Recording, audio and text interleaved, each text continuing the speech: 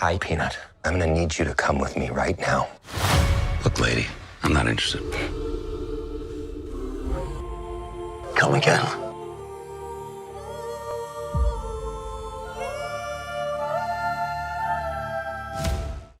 Welcome back, everyone. It's Charlie. Most of you have been asking why Wolverine isn't wearing his iconic mask in all the trailers yet. Marvel went through the trouble of giving him a much more comic book accurate yellow suit. They even had him lose the sleeves during the trailer. Why isn't he wearing his mask yet?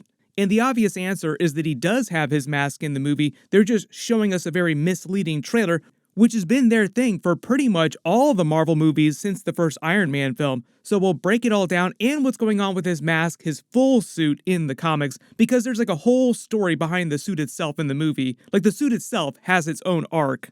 If you're brand new to the channel, be sure to subscribe to get all the videos. As is the case with a lot of Marvel trailers, especially the early trailers, they always want to hide stuff, or in some cases like the Avengers Infinity War trailer, went way above and beyond the Call of Duty. They had visual effects change the layout of Thanos' Infinity Gauntlet during the final scene where he's making his run against the Avengers in Wakanda to take the Mind Stone from Vision. They removed some of the Infinity Stones, they changed the way the Infinity Gauntlet looks so people wouldn't know that this was from the very final scene right before he finished assembling the last Infinity Stone and snapped the gauntlet like the comics.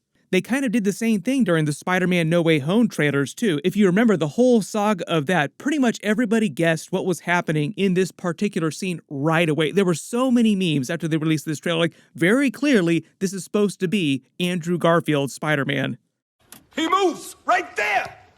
Coincidence? I think not! Sometimes Marvel isn't even just removing stuff from trailers, sometimes they're flat out releasing the trailer before they finish visual effects, which I think is largely the case with Deadpool and Wolverine for marketing purposes that have nothing to do with the actual story of the movie. If you look at this scene from the official trailer they just released, notice Hugh Jackman's Wolverine looking all pissed off, disgusted at Deadpool, who's kissing Dogpool, licking his face all over the place, like he's totally grossed out, can't stand either of them. Yes, it's a funny scene because it looks like it's happening in the middle of a slow-motion action scene walkout, which Deadpool just broke the fourth wall to call out and make fun of, clowning on big action movie tropes. But actually zoom and enhance and look at Hugh Jackman's head while this is happening. Notice how the space around his head seems kind of weird, like his actual head looks a little bit weird. The visual effects aren't totally right. His actual face isn't really moving the way he would if he were in a normal scene without his mask. Like his hair isn't blowing in the breeze created by these explosions around them, and it just looks a little bit weird. But in all these other fight scenes where they're going at it, like in front of the wreckage of the 20th Century Fox logo, you can see his face contorting like he normally would when he's pissed off. This scene of them fighting in the minivan with him screaming at Deadpool. And in the final version, they'll just be adding his mask with motion capture, like it'll be a visual effect. But he'll probably also have a physical mask also at some point that you'll see him put on. But when things are really going crazy, like he's really moving around, it'll switch to more of a visual effect mask. There have been a ton of really talented visual effects artists on their own, just making their own fan edits. Basically, this is what it's going to look like in the movie. And what Marvel is probably doing right now is mostly for non-comic book fans, people who wouldn't normally be into Deadpool or a Wolverine movie, to see Hugh Jackman himself is in the movie and hope that Hugh Jackman gives them enough juice to get these casual audiences into theaters, because Hugh Jackman himself is very popular outside of his Wolverine Fox Marvel stuff.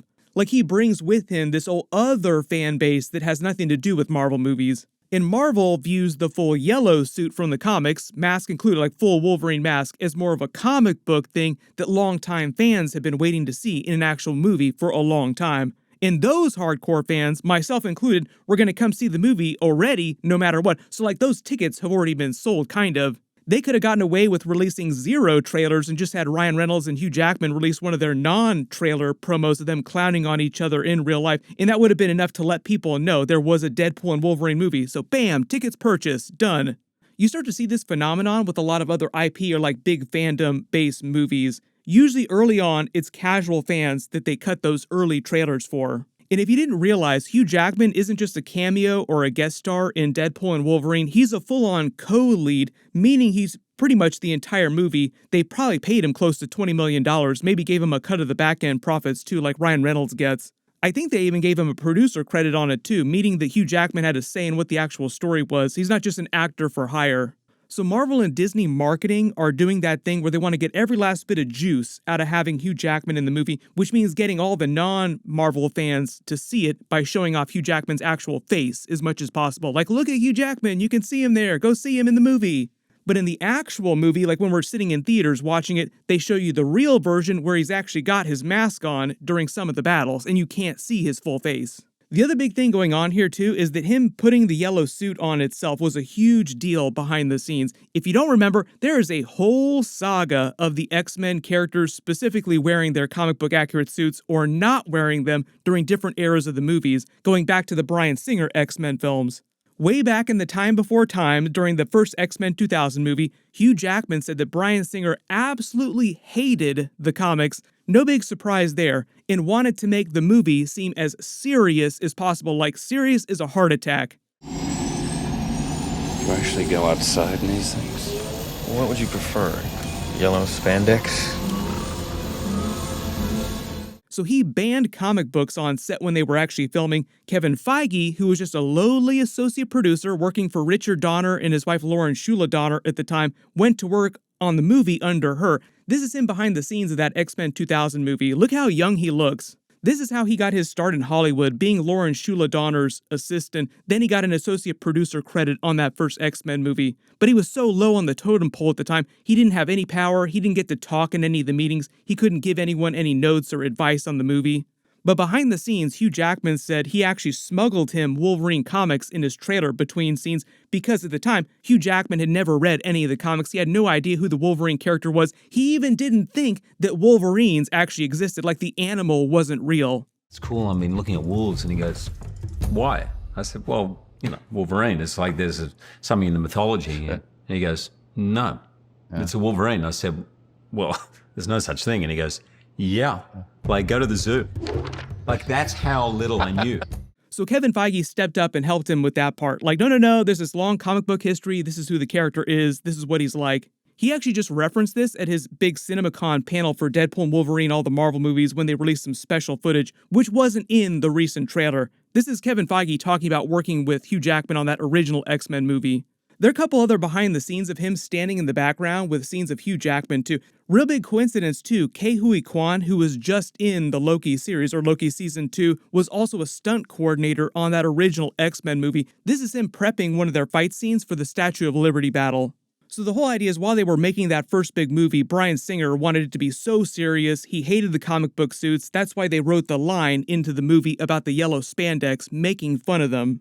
Then because Bryan Singer either continued to be in control of the X-Men movies or influenced the tone of the X-Men movies throughout X-Men Apocalypse, different directors came on for X3 like Brett Ratner or Matthew Vaughn for First Class, but they largely shied away from really comic book accurate suits. There were a couple times when you started to see color creeping into their suits, but like that was Matthew Vaughn who did that. Dark Phoenix was probably the closest they got to actual comic book accurate suits at the time, and those were based on the early 2000s Frank Quitely, Grant Morrison new X-Men suits. That was actually the run that would eventually introduce Cassandra Nova, like Grant Morrison wrote that character, which they're now doing as the main villain of Deadpool and Wolverine. I think that's a total coincidence though. Like I don't think that she became the villain in Deadpool and Wolverine because of what they did in Dark Phoenix. But the absolute closest that Wolverine ever got to wearing his iconic yellow suit was actually a deleted scene from the Wolverine movie. This is the scene that everybody pointed to for years because this was like so close that we got to that yellow suit. This movie was meant to be the sequel to Wolverine Origins about his adventures in Japan, both back in World War II, then in the current present day of the X-Men universe at that time. This old post-credit scene from that movie too was also meant to be for Days of Future Past because that was the movie that came out right after this. I put this full scene on my channel a while ago, so I'll link it at the end of this and down in the description below. It's a much longer scene, but the idea is that Yukio gives Wolverine the suitcase with a yellow suit they had designed for him as a parting gift.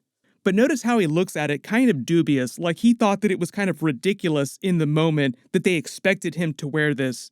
And that was it. He never actually wore that particular suit in any future movies. So Hugh Jackman said after the fact, James Mangold also backed this up saying kind of the same thing, that his version of Wolverine hated anything to do with superheroes, the iconography. He wasn't even super hot on being on superhero teams and only reluctantly joined the X-Men during different periods in his life. In the way they viewed it, like Hugh Jackman, James Mangold, I don't think comic book fans agreed with them, but they said his Wolverine would never put himself in a suit like this yellow one. He thought the whole concept of superhero suits just in general was stupid.